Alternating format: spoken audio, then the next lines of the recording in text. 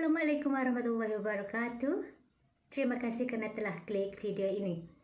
Pada video kali ini saya akan mengisahkan tentang kisah misteri hantu Herlina yang ingin membalas dendam di pesantren. Jadi bagi bos dan juragan yang belum pernah mendengar cerita ini atau ingin mengetahui cerita ini, silakan tonton video ini sampai selesai. Okey, jadi kisahnya begini. Tersebutlah seorang gadis bernama Herlina. Gadis ini gadis remaja yang tinggal di Jawa Timur bersama ayahnya.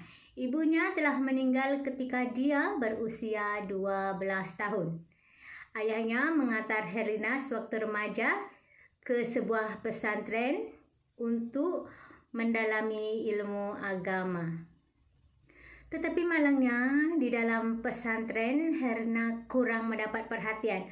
Walaupun dia ini orangnya cantik, menarik dan manis, tetapi dia merasa kurang diperhatikan, kurang disenangi teman-temannya, kurang diperhatikan ustaz-ustaznya, mungkin gitu. Dia fikir memang kurang perhatian.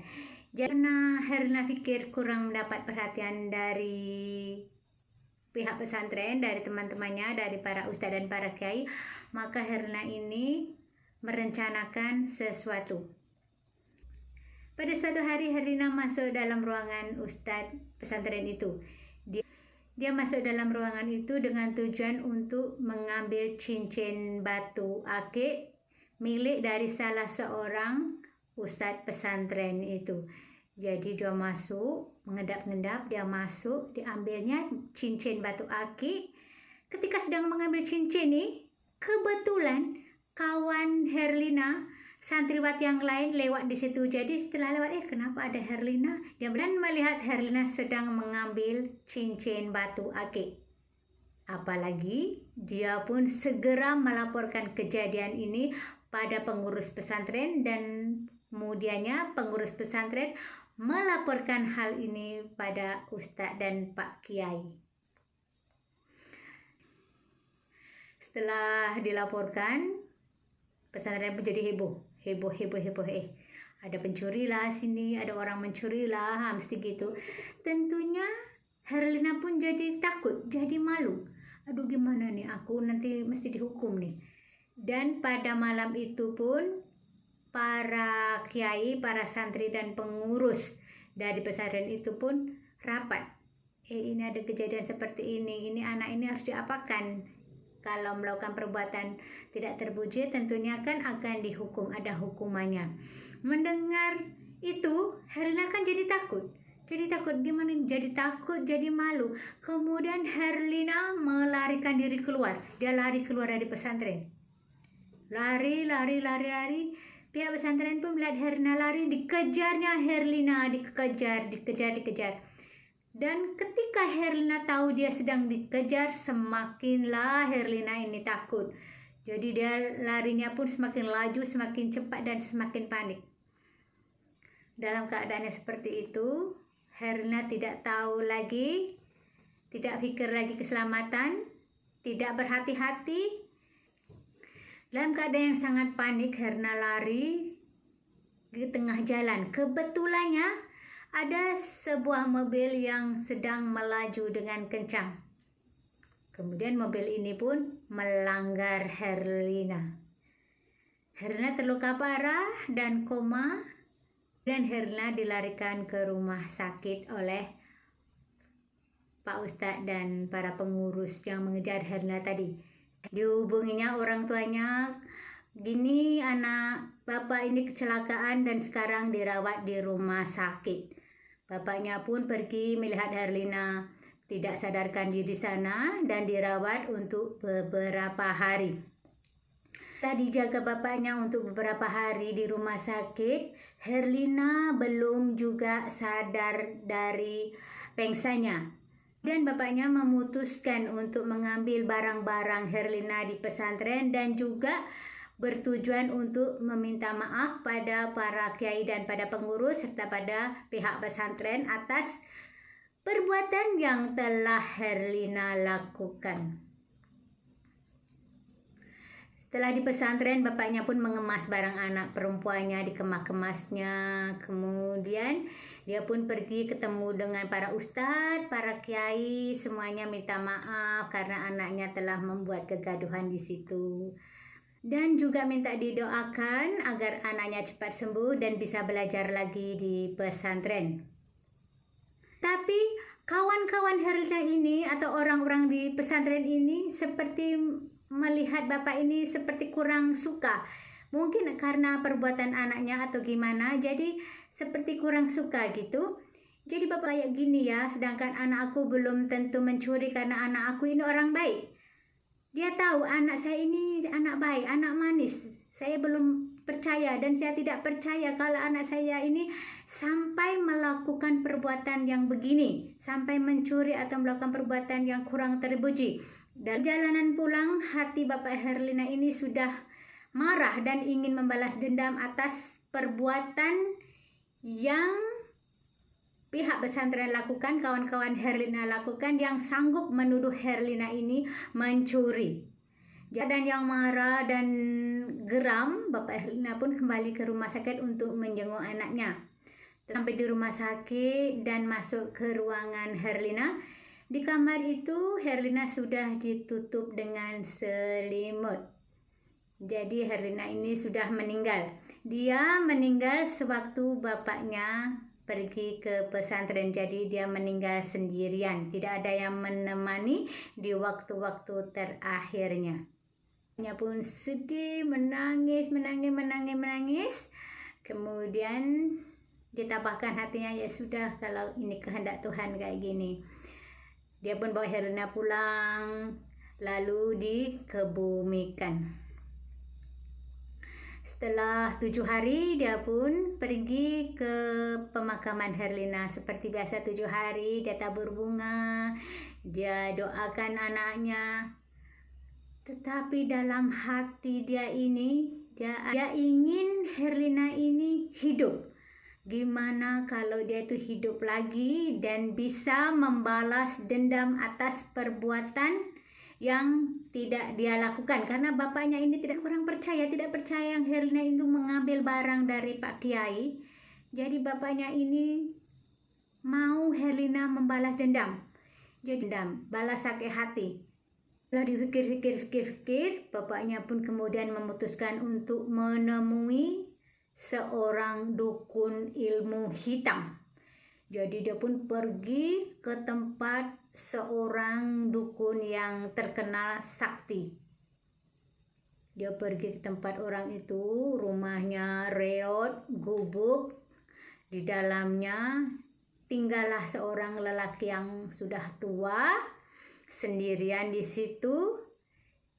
Dan dia adalah seorang dukun yang berilmu hitam, yang konon-kononnya ceritanya bisa menghidupkan kembali orang yang sudah mati.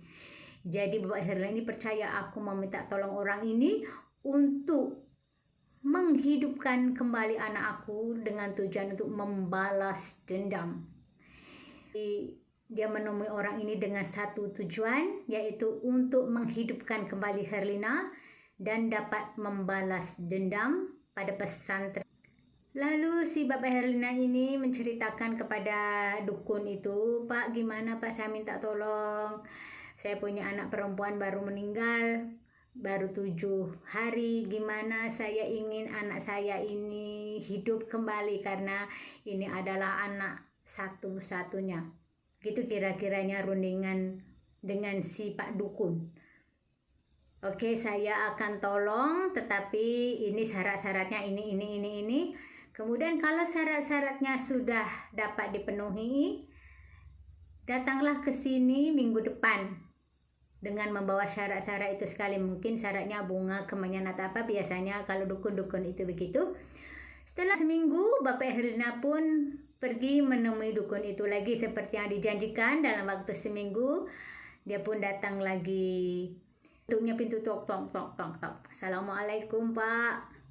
Dari dalam pun bilang Waalaikumsalam, silahkan masuk. Bapak Herlina pun masuk. Setelah masuk, si dukun ini membawa Bapak Herlina ini ke kamar belakang. Di belakang rumah itu ada kamar kecil. Dibukanya pintu kamar itu. Di situ ada seorang orang gadis yang sebaya dengan Herlina, yang mirip dengan Herlina, terbaring di atas tempat tidur, kayu, terbaring di situ. Kemudian si dukun itu pun duduk di situ dengan bapaknya Herlina. Lalu dukun itu baca ritual ini itu dibaca. Setelah melakukan ritual, mayat yang terbaring yang mirip Herlina ini kemudian bergerak. Setelah itu mayat itu pun hidup dan duduk. Pun bilang dengan bapak si Herlina ini, oke, ini Herlina sudah kembali, tetapi ada syaratnya, setiap malam Jumat Kliwon dia harus meminum darah. Jadi setiap Jumat Kliwon dia harus meminum darah, kalau tidak Herlina akan meninggal lagi. Jadi kalau tidak ada tumbalnya, Herlina akan mati kembali atau mati lagi. Jadi setiap Jumat Kliwon harus ada tumbal darah untuk membuat Herlina itu hidup. Jika tidak ada darah, tidak ada tumbal, maka Herlina akan mati, kata dukun itu. Bapaknya bilang, oke lah, setuju, saya sanggup. Bapaknya pun pulang membawa Herlina. Dibawanya pulang anak itu. Pada esok harinya, bapaknya pun membawa Herlina palsu ini ke pesantren dengan tujuan untuk membalas dendam. Sesampai di pesantren, para santri dan para kiai serta santriwati kawan-kawan Herlina pun tidak tahu yang itu adalah sebenarnya bukan Herlina, tetapi itu adalah Herlina palsu atau hantu Herlina. Karena mereka tidak tahu dan bapaknya ini pun tidak memberitahu pesantren bahwa Herlina sudah meninggal. Jadi mereka memang tidak tahu yang datang ini sebenarnya hantu Herlina. Mereka memang tidak tahu. Setelah bapak Herlina ini menyerahkan kembali anaknya pada pihak pesantren seperti biasa, tolonglah Pak jaga anak saya titipkan anak saya di sini untuk mengaji ilmu agama. Kalau misalnya salah dibetulkan, saya minta tolong karena ini adalah anak satu-satunya dari saya, jadi saya minta Bapak mendidiknya dengan baik dan saya percayakan dengan bapak-bapak semua dan para ustadz semua di sini. Saya titipkan anak saya di sini. Dia serahkan Herlina kepada pihak pesantren, kepada para ustadz, para kiai di situ. Bapak Herlina pun pulang. Herlina kembali ke pesantren, banyak kejadian-kejadian aneh terjadi. Seperti hilangnya uang, hilang barang-barang. Sering santri-santri situ sering kesurupan. Jadi aneh, dulu seperti ini tidak terjadi.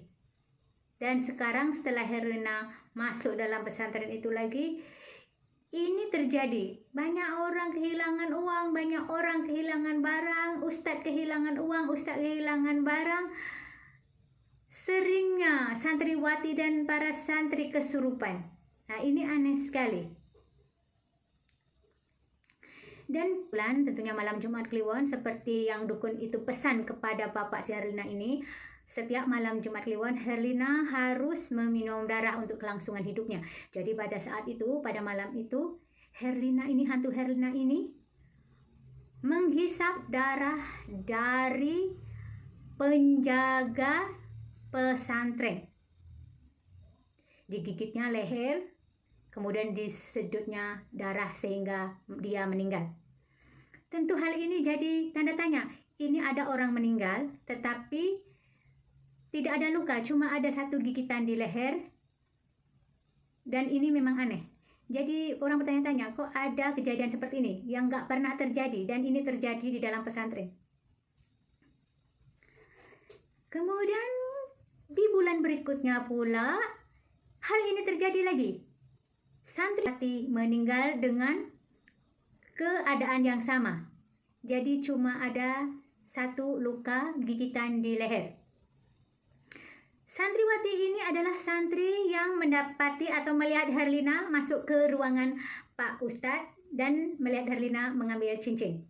Dan kemudian dia pun melaporkan ke Pak Ustadz dan pengurus pesantren. Jadi ini adalah orang yang melaporkan Herlina. Dia meninggal dengan keadaan yang mengenaskan. Itu pun semua santri, semua pengurus dan semua ustadz dan pak kiai berkumpul di satu ruangan pesantren. Kumpul sini, kumpul. Kita akan pecahkan masalah ini sama-sama. Termasuk Herlina. Jadi Herlina ini masuk ke situ juga, ke dalam ruangan itu juga bersama-sama dengan mereka. Dan secara kebetulan teman Herlina melihat jilbab yang Herlina kenakan ada percikan darah. Jadi di jilbabnya ada darah-darahnya. Santriwati ini pun menjerit ketakutan. Setelah menjerit ketakutan, semua orang dalam ruangan itu mestilah terkejut. Ada apa? Dengan tiba-tiba si Herlina ini berubah wujud. Dia berubah menjadi seorang perempuan yang berambut panjang dan berbaju merah. Tertawa-tawa, tertawa mengejek-ejek, tertawa melengking-lengking, tertawa terbahak-bahak. Kemudian ada yang menyeramkan. Seorang ustadz muda bilang, tenang, biar saya hadapi. Dia memegang tasbih dan membaca doa. Dia mulai membaca doa dengan memegang tasbihnya. Dibacanya doa. Kemudian doanya selesai. Macam-macam doa dibacanya dengan memegang tasbih. Setelah doanya selesai, diputuskannya tali tasbih. Kemudian tasbih itu dilemparkan ke badan Herlina, ke badan hantu Herlina. Dilempar ketika badan Herlina jadi terbakar. Kemudian ada satu gumpalan asap itu, dia lari keluar dari pesantren dan hilang di semak-semak belakang pesantren. Pihak pesantren pergi ke rumah Bapak Herlina dan ingin tahu apa yang sebenarnya terjadi. Ternyata Herlina ini sudah meninggal dunia. Dan yang datang di pesantren itu adalah hantu Herlina. Di akhirnya pihak pesantren tahu Bapak Herlina ini menghidupkan kembali anaknya dengan bantuan dukun ilmu hitam dengan tujuan untuk membalas dendam. Herlina ini sangat terkenal di Jawa Timur dan kononnya sudah banyak memakan korban. Katanya hantu Herlina ini sudah banyak memakan korban dan sering menghantui para santri dan santriwati yang mondok di tempat itu. Bos dan juragan yang berasal dari Jawa Timur tentunya pernah mendengar kisah ini.